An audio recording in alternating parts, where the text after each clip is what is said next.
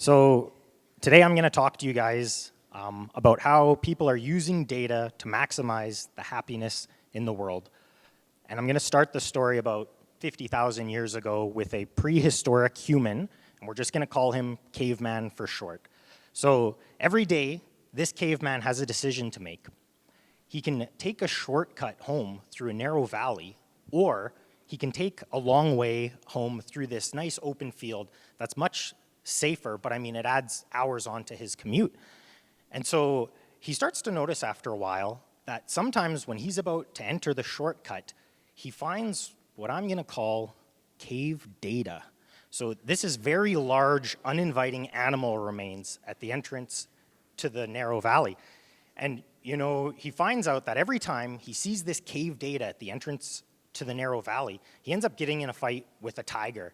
And that's not his style. So eventually he has one too many close calls with this tiger, and he decides anytime he sees this piece of information from the environment warning him about the danger ahead, he's just gonna add the 3 hours to his commute. He's gonna take the long way home. And using this cave data to make smarter decisions, he lives a very long and happy life, and he passes this trick on to his little cave children. And so now we're gonna jump forward in time to the early 1990s.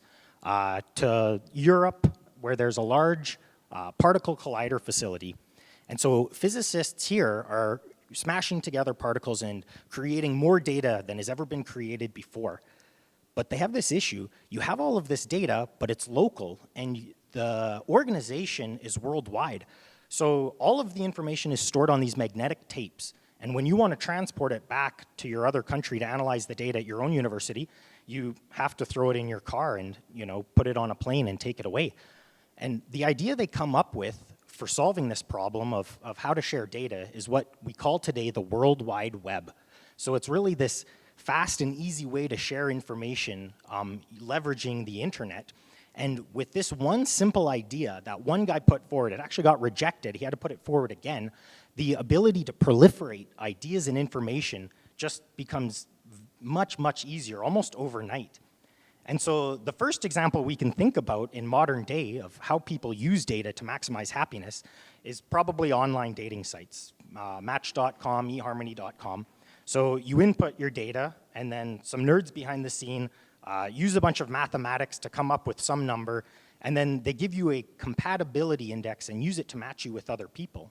And of course, you still have to go on the date and see if there's chemistry and stuff, but they're using that information to bring people together to ultimately try and give them a chance at a happier life. And so that's the first example. That's kind of the low-hanging fruit. The next example comes from researchers who are actually using data to predict flu and disease outbreaks and to track them in real time. So when someone's not feeling well and they're sitting at their computer, they type in stuffy nose or, how do I get over my sore throat? And Google can actually monitor this. And when they see very large frequencies of these search terms occurring in certain areas, they can actually then go and tell the hospitals in that region, look, you guys may have an outbreak on your hands, so potentially beef up your supplies. And so really this is using this data that's just sitting there to maximize the efficiency of your healthcare system. And you can actually do this exact same thing, not just with Google data, but with social media data. So you can look at tweets and posts on Facebook, things from Instagram, and then really do a bit of a clustering study and saying, where are there large frequencies of these happening in a small area, and then go ahead and tell the healthcare providers in that area to look out, there might be something coming. And in 2010, researchers were doing a study, and they found they could predict a flu outbreak up to 2 weeks earlier than the Center for Disease Control, who uses the primary methods of collecting outpatient clinic data. And so really, when you're dealing with something like a flu or a disease outbreak, every day that you have a head start saves lives. The next example of how data is used to maximize happiness comes from a mobile phone app called Waze, W-A-Z-E. This is like a datafied, crowdsourced version of Google Maps. So you're about to get in your car in the morning, and you punch your destination into this app, and Waze tells you if anyone has reported issues along the way. So if there's a traffic jam, it'll automatically reroute you along the shortest path. But these are all other users inputting this data. So really, they can tell you if there's a speed trap on your way to work. They can tell you if there's a really big pothole. So, I mean, Edmonton's Waze probably just looks like a map of potholes. But I really like this example because it's people in the community sharing information with one another that really doesn't have a downside, and it's making sure that people spend less time on the roads and more time at their destinations.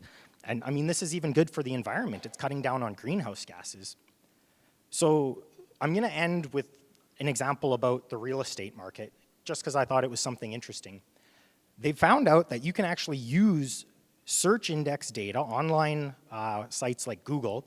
When people are typing in terms having to do with real estate, you can use that to predict whether home prices are going to go up and home sales are going to go up.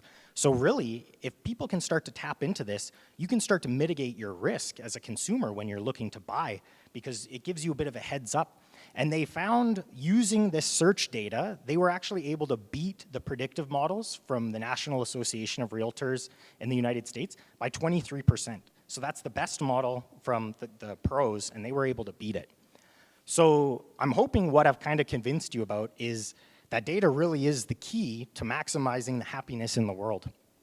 And you're probably saying, well, yeah, okay, Rhys, everyone has always used information about their environment to make the best decisions possible. That's just human nature.